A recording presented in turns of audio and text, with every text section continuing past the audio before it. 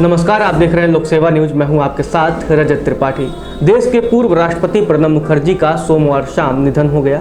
देश के सबसे सफल राष्ट्रपतियों में से एक प्रणब मुखर्जी 5 दशक से अधिक समय तक राजनीति में सक्रिय रहे। इंदिरा गांधी के बेहद करीबी माने जाने वाले प्रणब मुखर्जी 2 बार प्रधानमंत्री बनते बनते रह गए। यहां तक कि एक बार पूर्व प्रधानमंत्री राजीव गांधी के साथ विवाद के बाद उन्होंने अपनी अलग पार्टी तक बना ली थी। आइए जानते हैं प्रणब दा के जीवन के कुछ अहम पहलुओं की चर्चा करते हैं, बात करते हैं। देश के 13वें राष्ट्रपति रहे प्रणब मुखर्जी का जन्म 11 दिसंबर 1935 को हुआ। पश्चिम बंगाल के वीरभूम जिले में जन्म से लेकर प्रणब मुखर्जी ने देश के प्रथम नागरिक यानी राष्ट्रपति पद तक का सफर तय किया। प्रणब दा के नाम से मशहूर इस शख्सियत को देश के सर्वोच्च सम्मान भारत रत्न से भी सम्मानित किया गया। 84 साल के प्रणब दा देश के वित्त मंत्री, विदेश मंत्री और राष्ट्रपति पद पर काबिज रहे।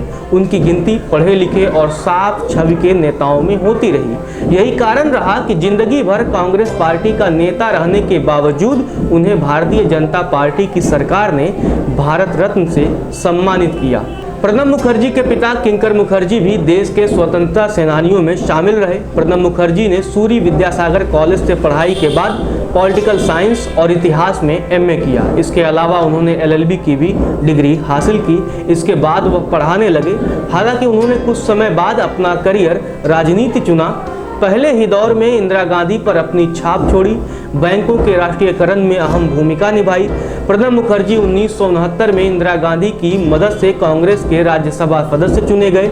जल्द ही वह इंदिरा गांधी के बेहद खास हो गए और 1973 में कांग्रेस सरकार में मंत्री भी बन गए। पहली बार इंदिरा गांधी ने प्रणब मुखर्जी को 1982 में वित्त मंत्री बनाया। 1982 से 1984 के बीच वे कामयाब वित्त मंत्री के तौर पर उन्होंने अपनी विशेष पहचान बनाई। इंदिरा गांधी के विश्वस्त साथी बने। हालांकि इंदिरा के निधन के बाद कांग्रेस से मनमुटाव के चलते प्रणब दा कांग्रेस से अलग हो गए और उन्होंने अपनी अलग पार्टी बना ली। दरअसल आपातकाल के बाद कांग्रेस जब हारी तो वह इंदिरा के सबसे विश्वस्त सहयोगी बनकर उभरे। इससे वह सबसे शक्तिशाली कैबिनेट मंत्री भी बन गए और प्रधानमंत्री की अनुपस्थिति में वे ही कैबिनेट बैठकों की अध्यक्षता भी करते थे। यही कारण था कि इंदिरा की मौत के बाद जब उनको प्रधानमंत्री पद का सबसे प्रबल दावेदार माना जा रहा था, लेकिन ऐसा नहीं हुआ। कांग्रेस पार्टी ने राजीव गांधी को प्रधानमंत्री चुना। प्रणब को कैबिनेट में शामिल नहीं किया गया। इसके बाद राजीव गांधी और उनके बीच टकराव बढ़ता गया और फिर एक समय ऐसा आया जब उन्होंने कांग्रेस को छोड़ दिया और खुद की नई पार्टी राष्ट्रीय समाजवादी कांग्रेस बनाई। इसके बाद कई साल तक वह पार्टी से अलग रहे। फिर राजीव गांधी से समझौते के बाद 1989 में उन्होंने अपनी पार्टी का विलय कांग्रेस में कर लिया। दरअसल बोफोर्स घोटाले का मुद्दा खूब उछला और माहौल राजीव गांधी और कांग्रेस के खिलाफ बनने लगा। वहीं प्रणब भी अपनी अलग पार्टी बनाकर कुछ खास नहीं कर पा रहे थे।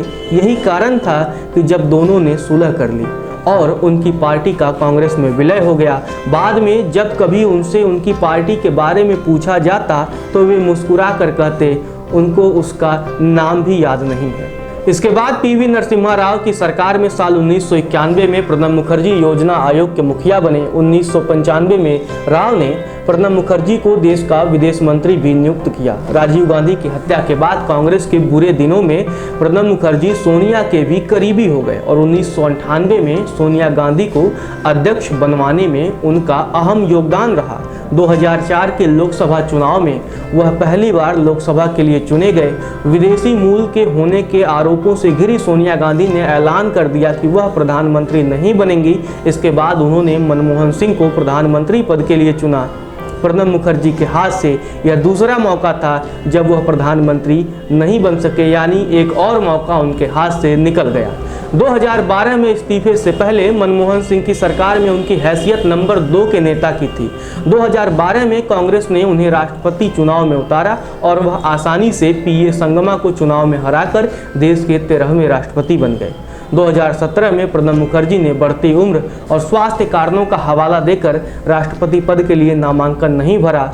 जून 2018 में राष्ट्रीय स्वयंसेवक संघ के एक कार्यक्रम को संबोधित कर प्रणब मुखर्जी जबरदस्त चर्चा में आए। साल 2019 में बीजेपी सरकार ने उन्हें भारत रत्न से सम्मानित किया। लोक सेवा न्यूज भी प्रणब मुखर्जी को अपनी श्रद्धांजलि अर्पित करती है।